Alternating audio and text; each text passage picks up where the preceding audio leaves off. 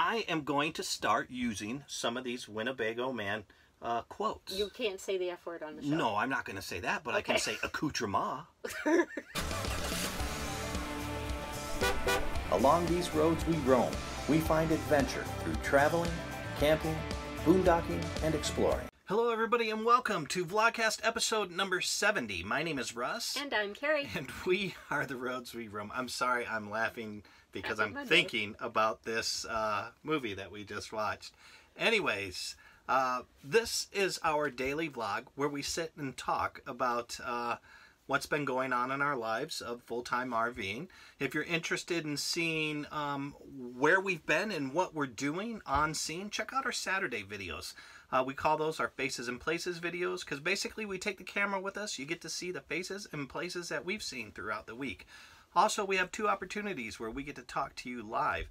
That is Friday night at 8 p.m. Eastern and again Sunday at 1 p.m. Eastern. And occasionally we do tour videos of different RVs because I am now an RV addict and I can't get enough of them. I used to watch all the HGTV home shows. Now I'm into RVs. Yeah. And then we do some tips and tricks videos and some cooking in the camper videos. It's a whole smorgasbord here. That's right. And those will typically release now on Fridays. So starting on Fridays will be our special features with those other random ones. Yeah, exactly. But today is our RV Movie Monday. Yes. And this is where we find different RV themed movies, documentaries, related. I mean, you know, trying to find the stuff out there. And so I came across this one that as we started watching it, I kept thinking, am I the only person left that did not know about this? Well, I was not aware of it either. Okay, so. Good. See? Well, this movie, or documentary rather, is called Winnebago Man. Yeah, and it all revolves around a clip of outtakes from a 1970s Winnebago marketing 1989. Scheme. 1980s, okay. Yeah. Winnebago marketing scheme. They are hilarious. Oh my goodness. So word real quick before you get going, if curse words offend you, you probably don't want to watch this because it is chock full of them. we are fine. We are G-rated, but the documentary does have a lot of curse words in it, and because that's pretty much what brought the main character his claim to fame, so to speak, is this gentleman named Jack Rebney. He was hired by Winnebago to do some of their promotional videos for their lineup back in the 80s. And as he explains it, it was in Iowa in the summer. It was 100 degrees and 98% humidity and flies everywhere. 150 million flies, I believe was the quote. And so his crew... they quickly realized that he had, that these outtakes were going to be amazing and that he had a temper. So they decided to let the cameras roll while he was doing these outtakes. Now, when we saw the outtakes in the trailer to the film, I thought it was one completely different thing. You know, I was like, you know, okay, there's a lot of curse words. This guy's swearing a lot. Bleep, bleep, bleep, bleep, bleep, bleep. You know, but as you dive deeper into it, you see this whole different side. So the setup is this young University of Texas, I don't know if he was a graduate or whatnot, but he had found these tapes and come across them, and he shows the background of how it's become this cultural thing. He interviews people in Hollywood, and they show how it's gone into different movies, things that this gentleman had said. During outtakes and stuff, they'll repeat those, you know. And he wanted to kind of delve into, where is this guy now? Did he suffer from cyberbullying? Because you know, this was at the beginning part of when the internet was really taking off. YouTube was really taking off.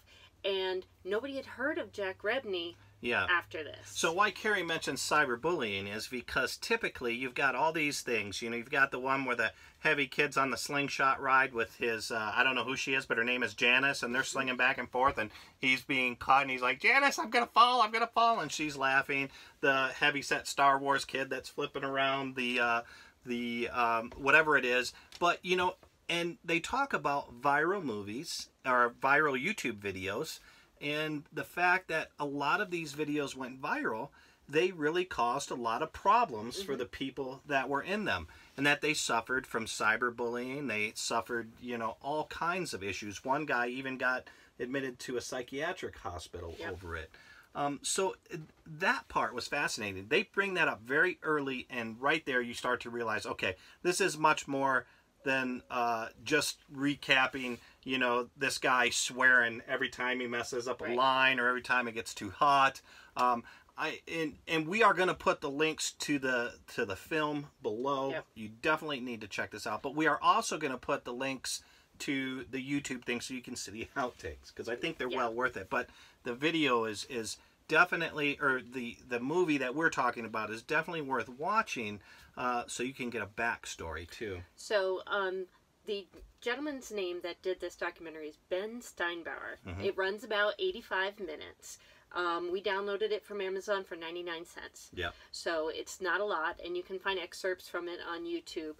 But what was interesting, you know, the relationship, it shows, it's over a 3-year time span about this gentleman, but it all stemmed from this RV clip. So yes, this isn't a movie about RVing or anything like that, if that's what you're looking for. But it was transformative, based around a whole RV segment. Yeah. But it's a very good human piece. Yes. He's a very interesting character. And it definitely makes you think twice about judging people right from either a small clip or right from the beginning, and that there was so much more to him, and you see that as it develops throughout the documentary. And not only that, you know, towards the end, he actually goes to a film. What is it? It's a basically, it's this group of people, they put on this like film festival where they That's what it is. It's they hunt for these random clips. Yeah, so it's a film festival that he goes to. And you see he's not happy about it, about going. He's doing it reluctantly. The people that are coming to this festival all know about him. He's kind of a celebrity in their eyes, and they're all looking at him as this crotchety old man, and they're like, I hope he's going to be crotchety, I hope he's going to be this, I hope he's going to drop the F-bomb a lot, I hope he's going to do this. And he's saying, you know, these people will have nothing in common, you know, they probably don't have the intellect to hold a conversation. And to see that transformation in both, in the audience's eyes as well as his eyes, that maybe they do have a lot in common, and maybe it's not just, you know, him being, maybe what makes him great is that it's not just the swearing on the video. Maybe it's that he says what he means when, you know, when he means it, you know.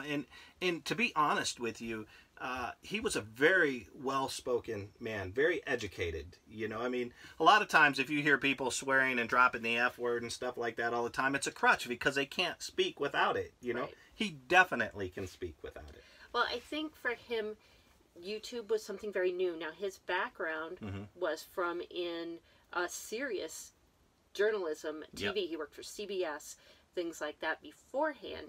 And it was just too much for him, and he kind of left, and that's where he found himself in that Winnebago. What he's mentioned was that not only was it too much for him, the reason why it was too much for him is news started to change. When he first got into news, it was very fair, it was very straightforward, and now it started to slant. You know, you have your news agencies that cover, that lean towards the conservative side, that lead towards, you know, the Democratic side and stuff, and he didn't like that. He liked straight line news. Well, I think the reason why there was that disconnect with every time Ben would go visit him and talk to him about how so many people love him and follow him on YouTube, he didn't really grasp what YouTube was. Now, you have to remember, in 2009, it was still relatively new. And prior to this, Jack really had disconnected from the world, lived in this, you know, remote part of Northern California. So in his eyes, if anybody glorified him because of those clips, they must not have a lot of intellect. Exactly. And that's where I think he went into that film festival thinking. And to be honest, I think also, even though he doesn't say it outright, I think he was aware of the video out there, and I think he he may have been a little hurt by it, you know? Yeah, because he was so intelligent, or because he is so intelligent, the fact that that's what he would be recognized for, I think maybe was a little bit raw for him. So, but it's an interesting human piece. And it was pretty cool. They do a lot of footage of those old Winnebagos. Yeah, yeah. Which I thought that some were really pretty cool. Super cool. Yeah, yeah. I mean, you know, the old Winnebagos, you know, the Itasca, the Mini Winnie, you know, like that. And it's neat to see that marketing side of that, because you do see a lot of video of that in there as well. You know, I think one thing that I definitely want to go and look, I want to see the clip video, because we never, I'm sure we probably saw all the clips, because, you know, they were broken up. Yeah. And then I want to see the actual finished Winnebago product that they put out, you know. If they did use it. Yeah. See, that was very unclear. They didn't really talk about whether or not they went ahead with the promotion thing, because one thing in the documentary, the camera crew said shortly after they kind of passed those videos around of the outtakes, Jack was let go. Yeah, yeah. Winnebago distanced him. And even when this guy was trying to track Jack down, he called Winnebago directly, and Winnebago said, yeah. We wash our hands of him. Yeah, they distanced themselves from this project. So yes, I mean, if you are offended by curse words, I don't recommend watching it. But really, though, I mean, and I said that at first, and I know you just said it, and yes, it can be offensive if curse words do offend you, but it's so much deeper than that. And it is. And maybe we watch things that are uncomfortable to us to get a deeper understanding, you know. And I think really, though, it's not about curse words. It's not about a comedian that can only get a laugh with the F-bomb. You know, something like that, yeah, I would suggest not watching that. But this, it goes so much deeper. It's a quality piece of work, and I think your wording of it's a great human piece. So I think you put up with that just to see the end message. And I think Ben, this was obviously one of his earlier pieces. I'd be interested to see if he's done a lot more, because I thought it was very well done, especially for the time. Yeah, so yeah, I did too. I really enjoyed the piece. It was not what I thought it was going to be, you know. Well, that's why we check these things out. Yeah. You know, just looking for these little nuggets. And when I was looking through it, I saw all these references to Winnebago Man. When I'm curious, what is Winnebago Man? I never heard of it. And then I came across this documentary. So, you know, I am going to start using some of these Winnebago Man quotes. You can't say the F word on the show. No, I'm not going to say that, but I can say accoutrement. Accoutrement. Accoutrement. Listen, when you're in Iowa, baby, it's accoutrement. See, now you have to watch it to find out why that is relevant. Yeah, exactly. You know, I mean, it was good.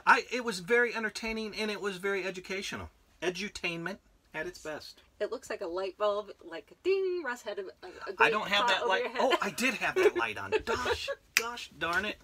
Gosh darn it. That's all right. It made you look very like you had thoughts going off all the time. Angelic. Right. Well, I hope you enjoy it. I will put all the specifics in the notes below. Yep.